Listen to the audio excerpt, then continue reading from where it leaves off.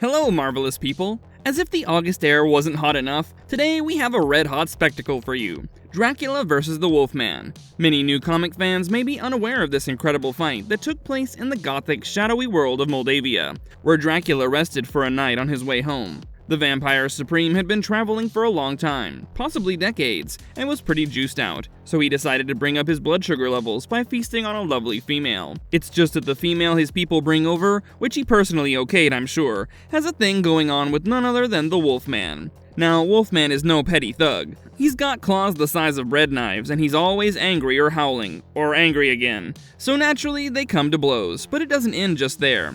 Frank Frazetta's Dracula Meets the Wolfman is a 2008 graphic novel that'll move even the hardest 21st century comic lover into going back and checking out the creepy magazine monster cover collection, one of which this story is based on. In this video, we'll take a walk in the woods and relive the story of two supernatural heavyweights who were brought face to face for a woman. Before we get into it, we have a small request. Please support our content by subscribing. It's a small click for you, but it means a lot to us. Thanks so much. Let's go.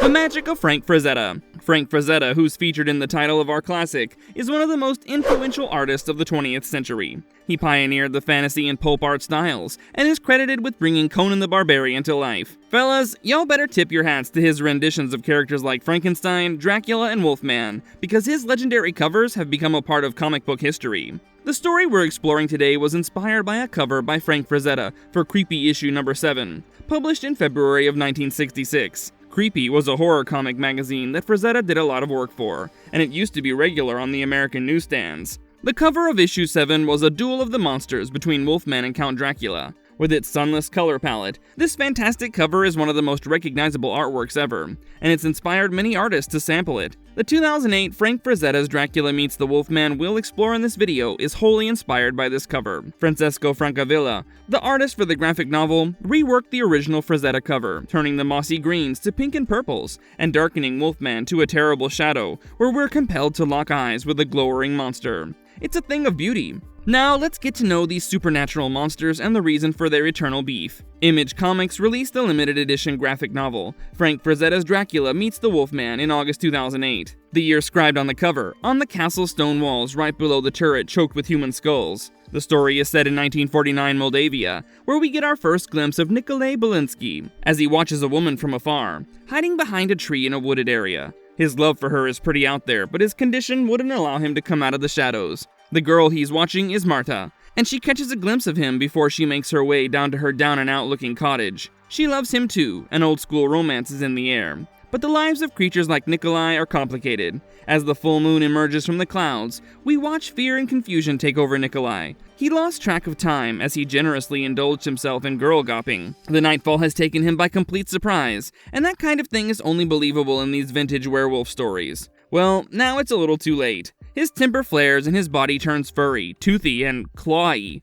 The night has brought out the lupine beast that lives within Nikolai. He is the Wolfman. Marta is safe inside her home by now, but Wolfman peeps on her through the window, and this gives us a good idea of Wolfman's personality. Even in the beast mode, Nikolai is still alive to a certain degree and still smitten all over. Wolfman watches Marta for a moment longer before he runs off, howling into the woods. Marta's life isn't so simple either. Her mother wants her to marry for money instead of love. Her mother is just trying to do right by her by not letting her go down the same dodgy path of love that she did. After all, Marta's mom ended up living poor her whole life for that one decision. So to help her daughter climb several levels up the social ladder in one shot, her plan is Count Dracula. Now, Dracula has a reputation, and Marta is not into her mother's plan, as she's heard some weird things about him, but her mother convinces her to have dinner with the guy. She feels that all the stories the townspeople have spread about the vampires and werewolves are utter nonsense. I mean, there are loads of blokes who are only available at night and have a grim record of visitors disappearing into thin air at their digs, right? Forget all that, says Mum. She believes Marta may come to like the Count against all odds. Meanwhile, a horse gallops wildly in another part of the woods, with Wolfman on its tail. Just as Wolfman is about to catch up and maul the poor animal, his father traps him in a net and locks him up inside their wagon. Nikolai's father and brother do this all the time. They catch him when he turns and bring him home. They often wonder in horror what would happen if he changed when they were not there to catch him. Well, Nikolai is captured for now, while his bae, Marta, is being dolled up by her mum for her dinner date. The conflict. Wolfman's girl is Dracula's new prey.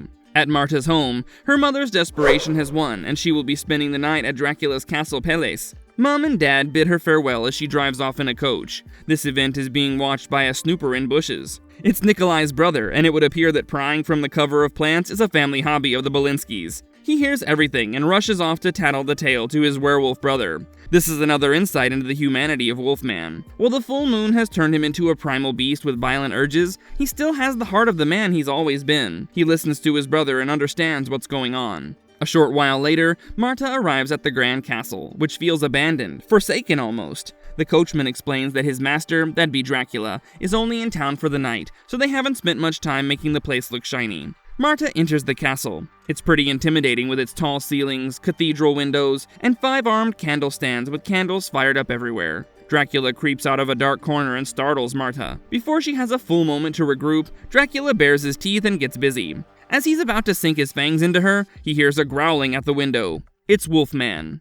Dracula meets the Wolfman. This is the climactic moment. The story has been building up from panel number 1. Wolfman is crouched over the window parapet, fuming as he watches Dracula try to kill Marta. He leaps over, knocking some stuff down, and a brilliant 28-panel solid canine versus fangs fight ensues. At the start, Wolfman brings Dracula down hard, but eventually Dracula gets himself together and gives some pushback. As usual, Dracula spits some classy dialogue along the way. He says, "It is no small feat to kill what is already dead," and "You are cursed with the soul of a beast. I am cursed without a soul." It's pure drip, right out of a 50s movie. Both the Wolfman and Dracula's ire is carved out to perfection by Frank Frazetta. We watch a beast versus a monster, some phenomenal grunting and growling, glowing eyes boring into bloodshot ones, the fiery contest that still hits different. Just as the Wolfman seems like he's wearing Dracula out, their fight moves to the courtyard outside, close to the edge of the cliff. Here, Dracula gets the upper hand as he finds a grip on Wolfman's throat and lifts him up. Marta, who I'd totally forgotten was even there, sneaks up behind Dracula with a broken metal weather vane or something and sticks it in his back. Dracula shoves her back and she falls on an upturned sharp piece of metal and gets badly injured. In a Titanic-level romantic tragedy, Wolfman reaches out to her just as she reaches for him. "My Nikolai," she says with her last breath. Wolfman's pain is palpable as he howls into the night, driven insane by Marta's death. Dracula takes the opportunity to stiff him at his weak moment. He tiptoes up from behind him, and in a quick move, kicks the unassuming Wolfman off the cliff. Dracula stands tall, with a deep-seated menace in his stature, and watches Wolfman fall into the abyss. Bats swarm the opening below the cliff, and it all ends there. The Encore, 2008. Did you think it was over between Dracula and Wolfman? Well, you'll be surprised to know that supernatural creatures can carry a grudge for a long, long time. They really don't know how to let go, folks. A new panel opens with the darkness of the sky giving way to a private plane. It lands on a runway glossed over by the full moon in the distance. As the plane halts and pulls down a set of stairs, Dracula appears at the door. A limo is there on the tarmac waiting for him. The chauffeur asks him how his trip was, but before his master can respond to the tedious comment, his head is sliced off by a strong set of claws on a furry arm. The age-old enemies greet each other. "Hello, vampire." "Hello, Nikolai." It's been almost 60 years since Marta died, but nothing seems to have changed between them really. They come down on each other without a second thought, and we're left wondering what happened next. Which one goes home with the dub, and which one gets to bite the dust? I think it's Niall's way of turning Dracula and the Wolfman into eternal foes. Kind of like Batman and the Joker, destined to face off over and over again, and entertain many generations of fans. What do you think though? Does Dracula vs. Wolfman deserve a reprisal already? Marvelous verdict. Steve Niles revives a classic tale into something a modern reader would be captivated by. The theme of the story is an age-old drama. It's about going all out for love. In this case, in the company of some deadly supernatural creatures of Moldavia. The art is the essence of the story. Foot to foot with Niles' pen are Frankovilla's pencils, creating an authentic goth setting that's dark and forbidding, but beautiful and hard to look away from. The issue ends with a sweet bon bouche, some bonus pages presenting original concept sketches, and inked panels that give an amazing insight into Frankovilla's work. Whatever you do, don't miss them. Together, these creators are able to breathe life into the dark story of the lonely Wolfman, whose humanity is still strong, and Count Dracula, a conceited guy without a mortal soul. The whole thing is reminiscent of the black and white movie era, but molded into a new age drama. The modern outro at the end is a nice touch, and we highly recommend you check it out. Well fam, that's the end of this video. If you liked this video, please let us know in the comments and subscribe to us if you haven't already. Bye for now, take care.